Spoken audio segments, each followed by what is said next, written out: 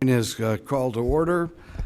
We are grateful that we have a fine panel of witnesses. I would ask the witnesses, if they could, to provide 5 minutes worth of oral testimony. Anything you want to put in the record will be put into the record, but 5 minutes, and that will give our panel, our committee members here, a chance to go into a dialogue about the points that you've made in your 5-minute remarks.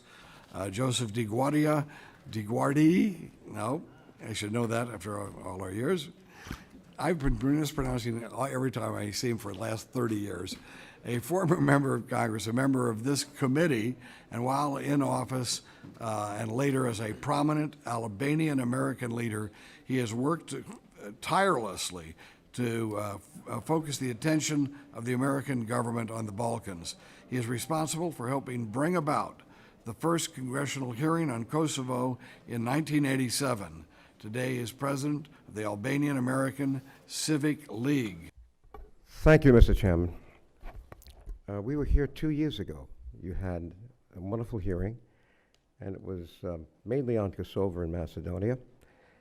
And you could see the photo all the way to the, it's being blocked by the fellow from Voice of, excuse me, Bashir, could you move, please? There is Mr. Ziadin Sela with you 2 years ago, being greeted after the hearing up there, surrounded by his family and friends from where he was the mayor of Struga. He was announcing that he was now going to embark on an impossible task of reforming, politically reforming the state of Macedonia. 2 years later, it was Ziadin Sela and his party that was able to meet the qualifications of the mandate. And under the Constitution, as bad as that Constitution was, and under European law, naturally, he had to be given by President Ivanov the right to form a government after the ruling party, under the strongman, Mr. Gruevski, was not able to. So you were right in your comments before. He was able to get a coalition of parliamentarians, Slav and Albanian, to be a majority and form the government. When he was supposed to form the government on September 27th, look at the result. There he is in a hospital bed. Right below, you'll see his face bloody. He's being pulled out by a thug. And just to show you how big these Slav thugs were that were hired by Mr. Gruevski, take a look at this right here, the guy with the beard. He's one of them. That was the beginning of the melee. What happened on the 27th was Gruevski's attempt to be sure that there would be no reforms, that there would be no new government, because he knows how high his crimes are and he's afraid to be prosecuted and put in jail. So he must keep control. So what you heard today is like we heard from Mr. Milosevic so many times when we were able to get hearings here. The day of the hearing, they released prisoners. They did this, they did that. So just today, because our Civic League has advertised this, has told the world that this hearing was going to be really important for Macedonia. And in this room, I dare say that 90% of the participants are ethnic Albanians from Macedonia whose families are still there suffering. They came from, one from Alaska, many from Chicago, 2 from Iowa. They're here because they wanted to show you their concern, just the way the Kosovars did many times when we had those hearings. But look at this. Now, he's being pulled out here. Look at the blood on his face. He was given up for dead. Now, the only reason he's in that hospital bed is that there was a security guard, the only Albanian hired by the Macedonian government to show you the economic discrimination in this country. That Albanian security guard realized that he was not dead. He was still breathing. They walked away from him. He took him and put him in a room, hid him until the place cleared out. Then he was delivered by an ambulance or an armored car to the hospital. His doctor, Ziadin, couldn't come here. He wanted to be here, but I was naive in thinking he could. He's had so many concussions. If you look at the picture, you're not just seeing dry blood. You're seeing pummeling, constant fists to the face and to the head. They were there to kill him. They advertised this weeks and weeks in advance that this man was an enemy of the state. It reminds me of what Milosevic called me, an enemy of the state. They called him an enemy of the people. This is a signal to UDBA or the security forces to eliminate that person. And that's what they tried to do on September the 27th. They went 2.5 hours. They put the uniformed police outside. They only came in after 2.5 hours when they thought they had beat up everybody and killed Ziadin, only to find out that he was put in the hospital, resuscitated. His doctor, Arben Taravari, Arben, stand up just for a minute, is right here. He flew in. He's a neurosurgeon. He had operations, but for one day, he said, I have to come here and at least take Ziadin's place and let people know that this man is going to come back and reform the government. So what do you make of today? This is not going to continue. Whatever Ivanov did, it's not going to last. It's too dangerous for Gruevski to have a new government. You have to remember, Mr. Chairman, 20,000 audio tapes were made public by the Slav opposition of Mr. Gruevski, Mr. Zaev, whose party now, I think it's LSDM, is in coalition with the party of Ziadin Sela. He is not going to allow that coalition to go forward because he knows everything's been publicized. The only answer to Gruevski to those wiretaps was, where did they come from? Some foreign thing? He won't deny them. And you can't believe what some of these wiretaps say.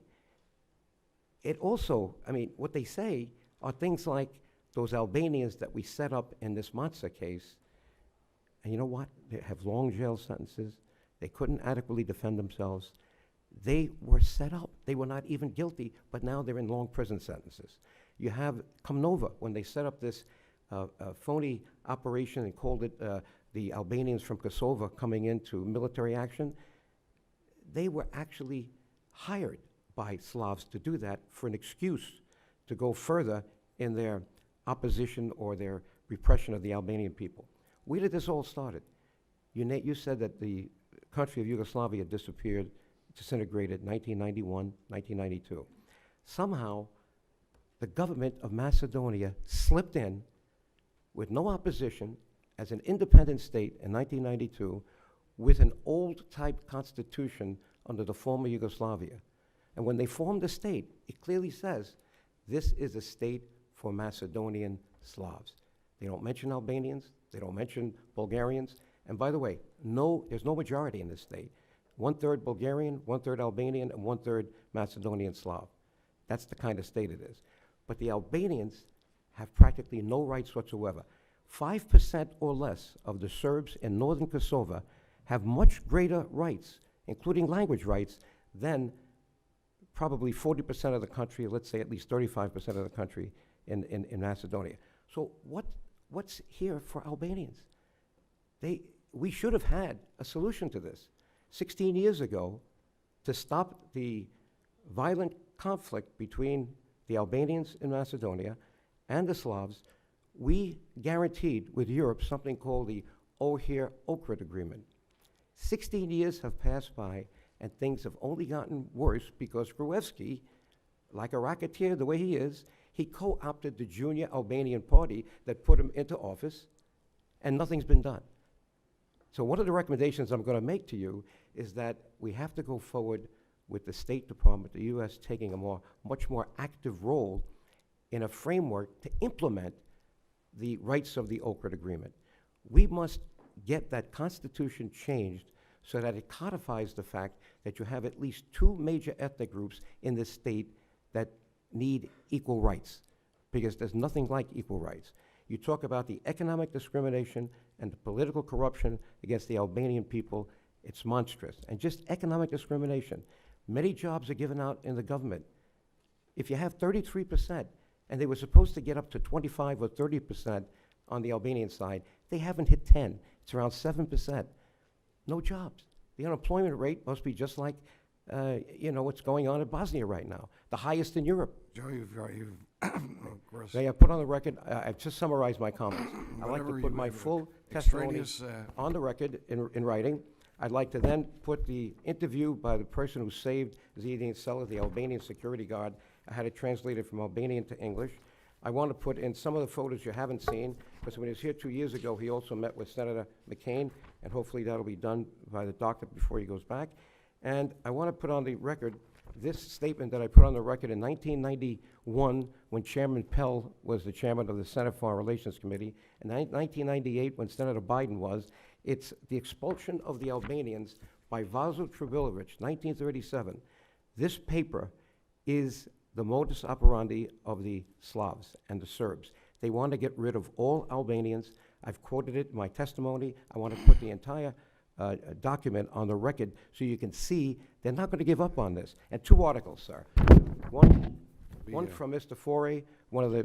Joe, we got, without objection, all of that will be put into the record. Okay, thank you. You did get twice as much as everybody else. Thank you.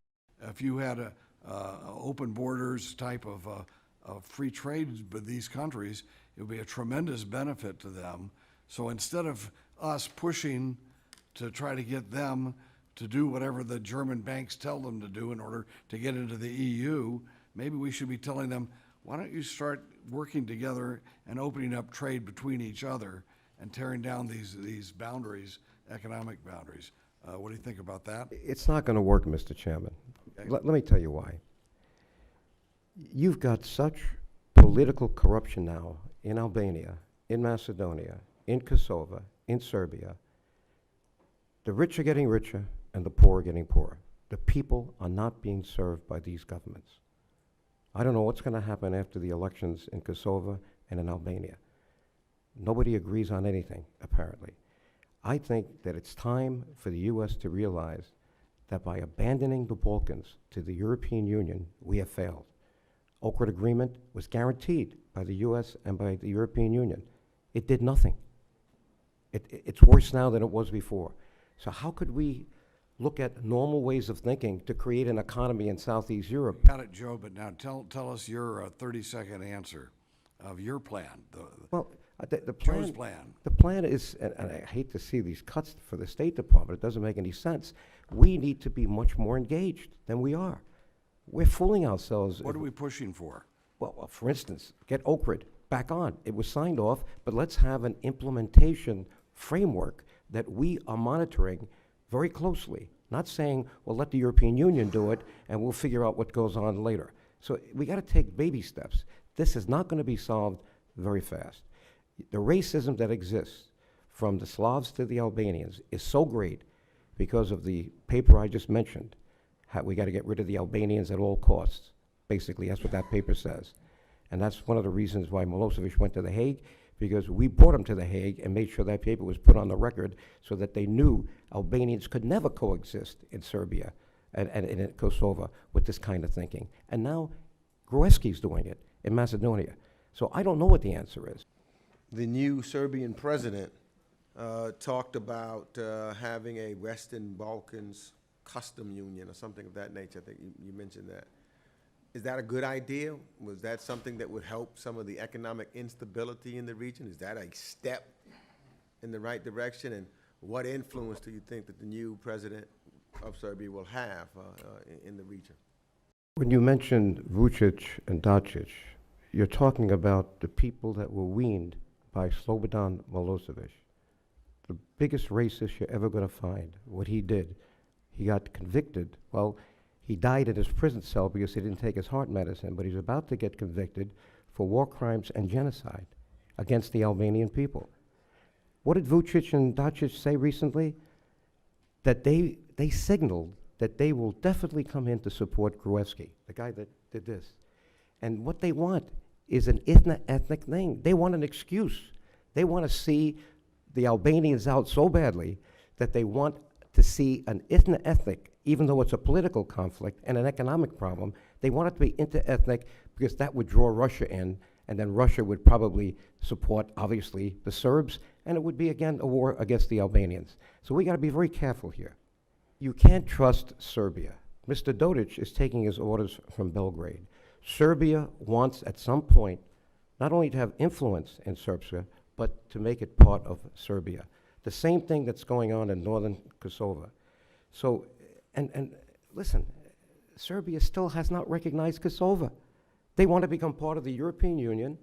Part of that was good neighborliness. What good neighbors are Serbs to Kosovo and Albanians? They've gotten worse, not better.